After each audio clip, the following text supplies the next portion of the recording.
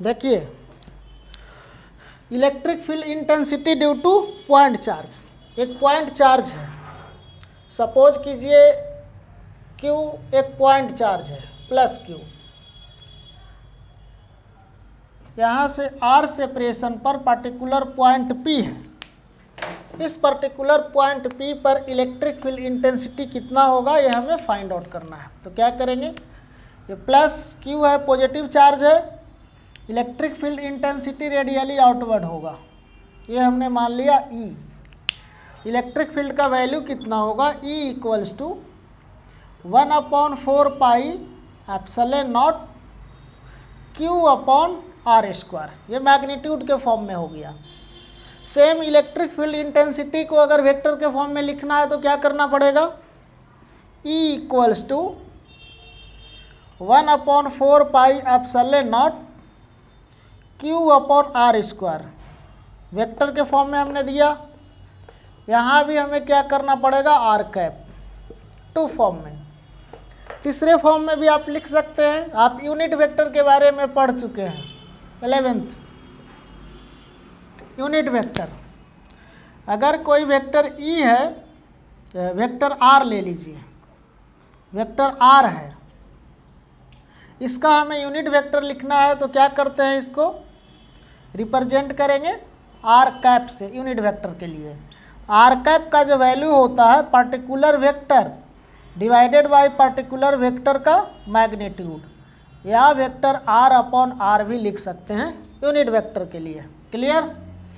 अब हम लोग क्या करेंगे, इस R के जगह पर R कैप लिख देंगे, E equals to 1/4 pi epsilon naught Q upon R square.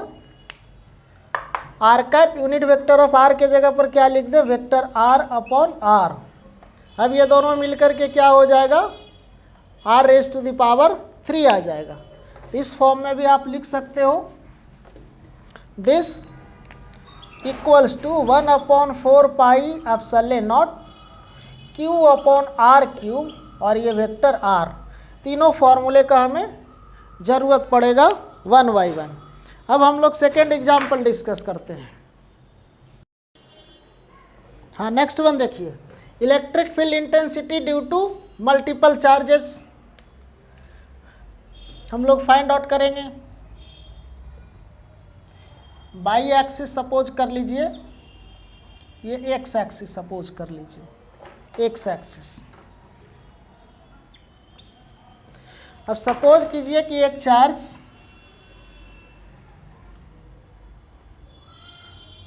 Particular point पर Q1 है, एक चार्ज Q2 है।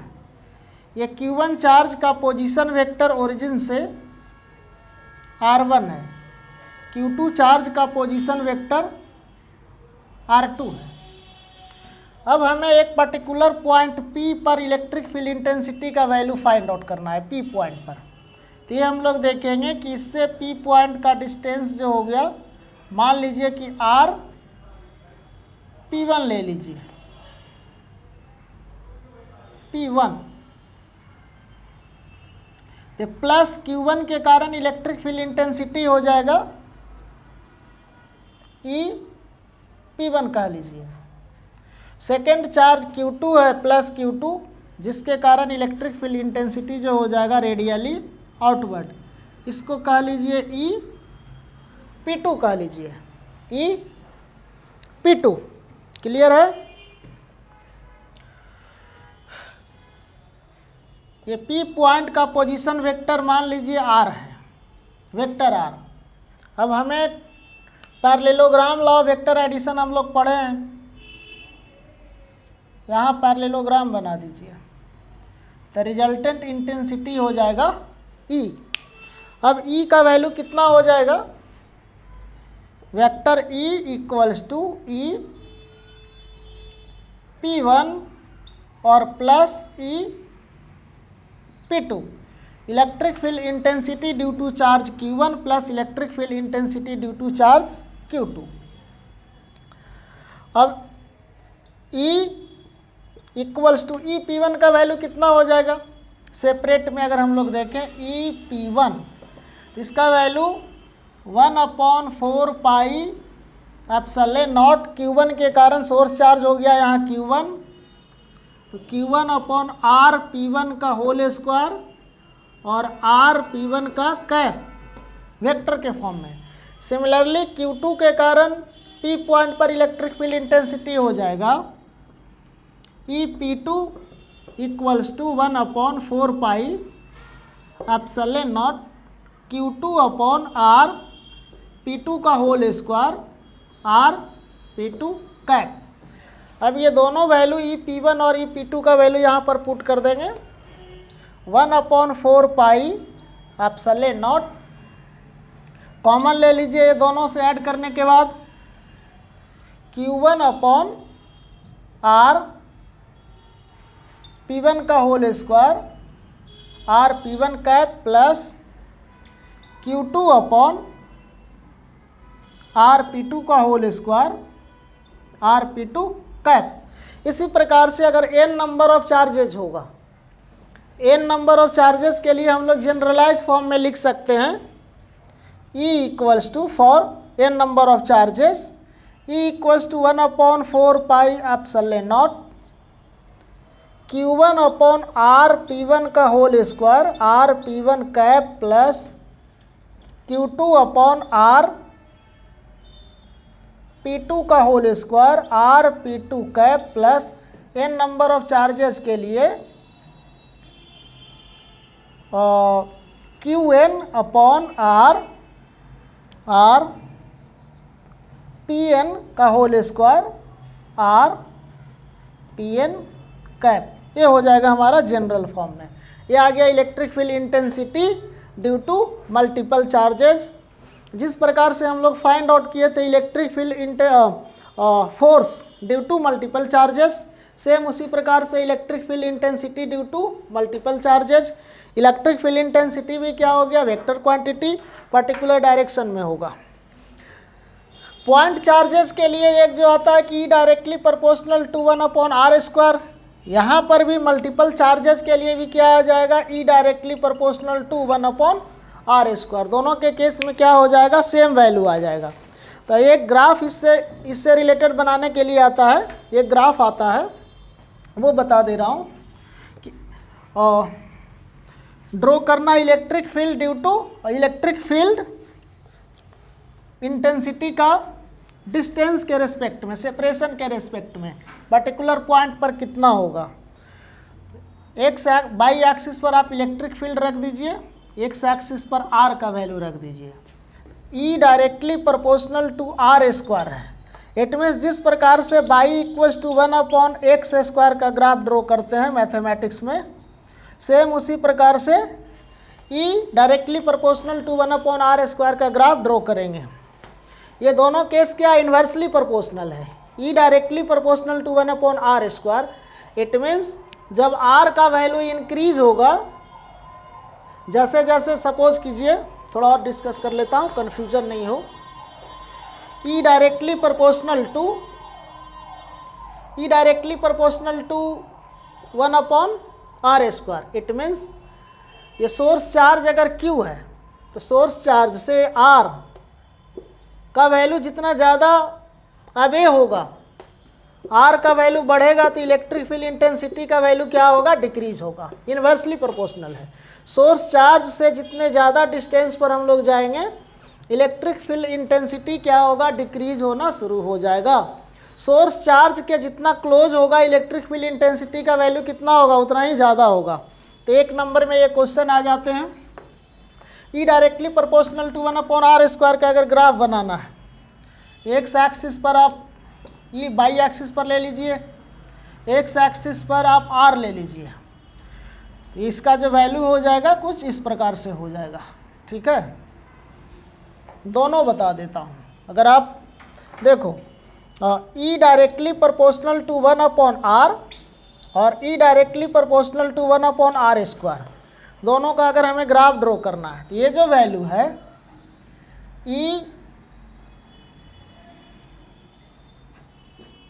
E directly proportional to 1/R का, तो यहाँ जो वैल्यू आ जाएगा ये ई डायरेक्टली प्रोपोर्शनल टू 1/r² का।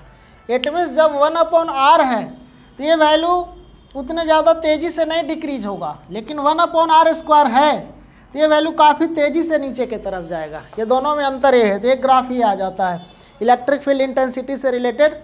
अब हम लोग थर्ड सेक्शन में डिस्कस करेंगे electric field intensity due to continuous charge distribution में, linear charge distribution, surface charge distribution and volume charge distribution का केस, और ये सेपरेट टॉपिक हो जाएगा। थर्ड केस देखते हैं। इससे पहले वाला सेकंड केस था, उसमें 1 ही लिखा गया था, उसको सुधार लेना। Electric field intensity due to charged wire, electric field intensity due to continuous charge distribution का 3 केस पढ़ेंगे। एक चार्ज्ड वायर के लिए कितना होगा, रेक्टेंगुलर प्लेट जो हो गया उसके लिए, क्यूबॉइड के लिए हम लोग डिस्कस करने वाले हैं। तो देखिए, सपोज कीजिए कि एक चार्ज्ड वायर है, पॉजिटिव चार्ज है, इस पर्टिकुलर पॉइंट P पर अगेन इस पर टोटल चार्ज सपोज कीजिए Q है, इसके कारण यहाँ पर इलेक्ट्रिक फील्ड इंटेंसिटी का वैल्यू कितना होगा ये हमें फाइंड आउट करना है। हमें जब भी इस प्रकार का क्वेश्चन हो तो क्या करना है, एक स्मॉल सेक्शन हमें कंसीडर कर लेना है। तो सपोज कीजिए कि स्मॉल लेंथ ये dl है और ये स्मॉल लेंथ पर जो चार्ज है इसको Q मान लेता हूँ, dq चार्ज है इस पर्टिकुलर पॉइंट से।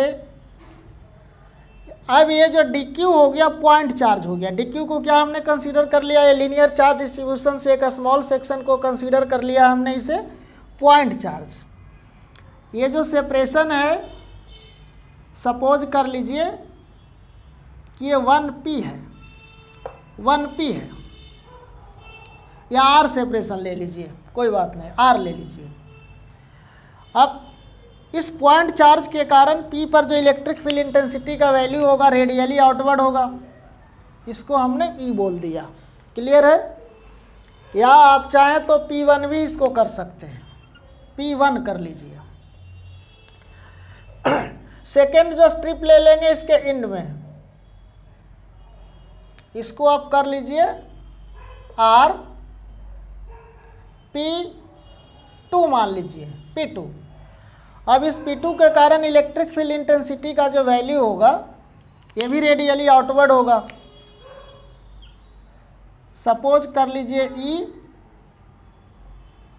P2 E P1, एक यहाँ ले लीजिए स्ट्रिप, इसके कारण सेम पॉइंट पर E P3 ले लीजिए, P3 इलेक्ट्रिक फील्ड इंटेंसिटी का वैल्यू। क्लियर है?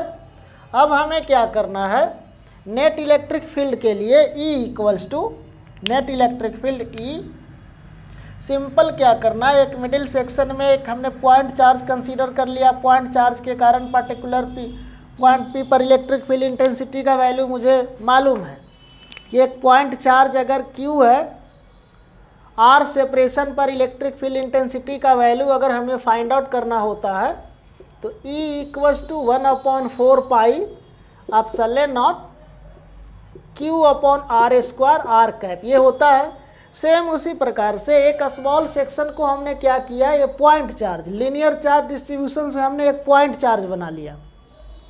इस पॉइंट चार्ज से P पॉइंट पर जो कि R P1 सेपरेशन पर है, इसका लेंथ R P1 हमने कन्वीनियंट के लिए ये हमने लेट कर लिया P1। तो E P1 का वैल्यू कितना हो जाएगा, आप कहोगे कि सर E P1 का जो वैल्यू हो जाएगा, ओनली इसके बारे में सोचो कि ये पॉइंट चार्ज है, DQ ये पॉइंट चार्ज है, तो E P1 का जो वैल्यू हो जाएगा 1/4 पाई एप्सिलॉन नॉट, और यहाँ क्या है, कौन सा पॉइंट चार्ज है, DQ है। तो सपोज कीजिए कि ये वैल्यू होता DQ और ये वैल्यू होता P1, तो यहाँ पर क्या कर देते DQ और यहाँ पर R P1 का स्क्वायर, R P1 का कैप, सिंपल। तो ये हो जाएगा DQ divided by R P1 का होल स्क्वायर, और R P1 पर क्या हो जाएगा, cap, electric field intensity. Similarly E P2 का जो वैल्यू हो जाएगा वेक्टर फॉर्म में 1/4 pi epsilon not another point हो जाएगा ये, आप चाहो तो इसको dq1 कर सकते हो। अनदर जो हो जाएगा dq2 अपॉन rp2 का होल स्क्वायर, rp2 कैप। इसी प्रकार से अगर n नंबर ऑफ चार्ज होगा तो n नंबर ऑफ चार्ज के लिए कितना हो जाएगा, EPN equals to 1/4 pi epsilon naught dqn upon r pn का होल स्क्वायर r pn का कैप। अब नेट इलेक्ट्रिक फील्ड हमें फाइंड आउट करना है, तो net electric field E equals to EP1 plus EP2 plus अगर n नंबर हो charge तो EPN। अब सबका वैल्यू जब हम लोग पुट कर देंगे तो सबका वैल्यू पुट करेंगे तो E इक्वल्स टू P1 का वैल्यू यहाँ से पुट कर देंगे 1/4 पाई एप्सिलॉन नॉट, और डेल्टा Q1 के जगह पर आप लीनियर चार्ज डिस्ट्रीब्यूशन भी कर सकते हैं, वो लास्ट में बताता हूँ। सब में से 1/4 पाई एप्सिलॉन नॉट कॉमन आ जाएगा।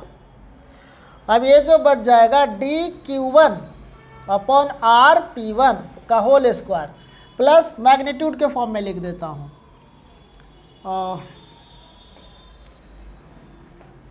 E equals to 1/4 pi epsilon naught common ले लीजिए, dq1 अपॉन rp1 का whole square plus dq2 upon rp2 का होल स्क्वायर प्लस अगर n नंबर ऑफ चार्ज है तो dqn अपॉन rpn का होल स्क्वायर। अब E equals to 1/4 pi epsilon naught. Linear charge density की अगर हम लोग बात करें तो ये सबके सम के लिए हम लोग ऐसे लिख सकते हैं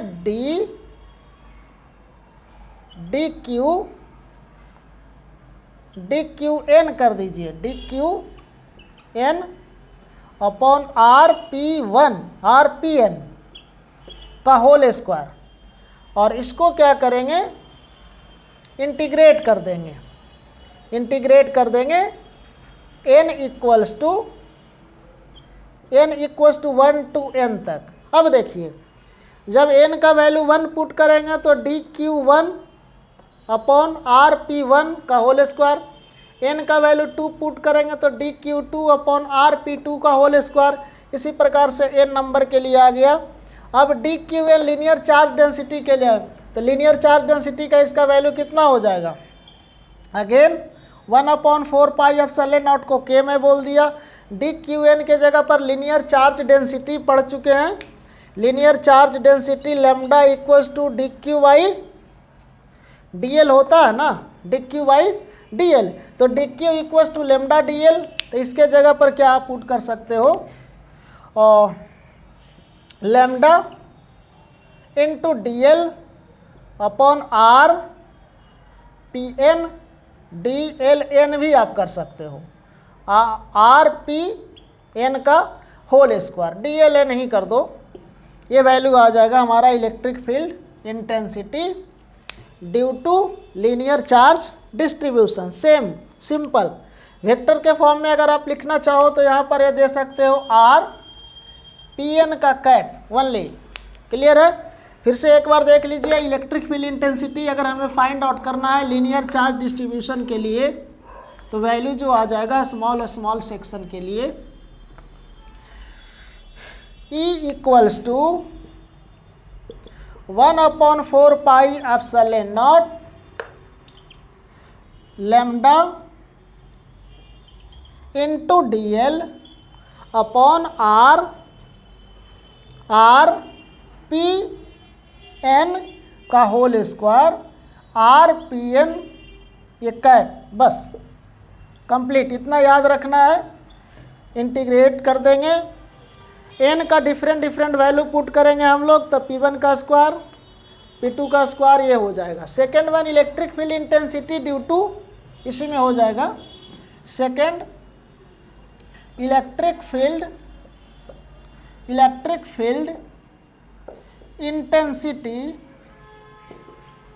intensity due to charged flat rectangular slab, charged flat rectangular slab. तो नया कुछ नहीं है, इसी प्रकार से क्या करना है, E equals to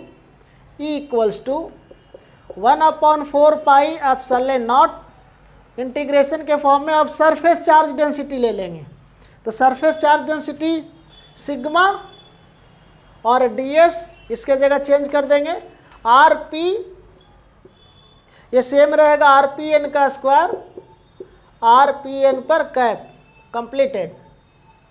third one, electric field intensity due to charged cuboid, electric field intensity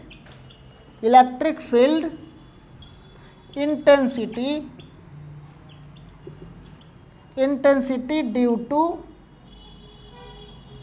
charged cuboid. तो क्यूबॉइड के केस में हम लोग कंसीडर कर लेंगे volume charge density, same value आ जाएगा, E equals to 1/4 pi epsilon not.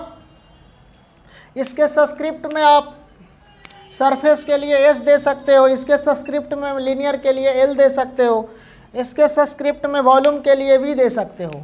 यहाँ जो हम लोग कंसीडर कर लेंगे surface charge density rho dV वाला केस, ये हो जाएगा rho dV divided by RPN का whole square, RPN cap. 3 cases electric field intensity से रिलेटेड।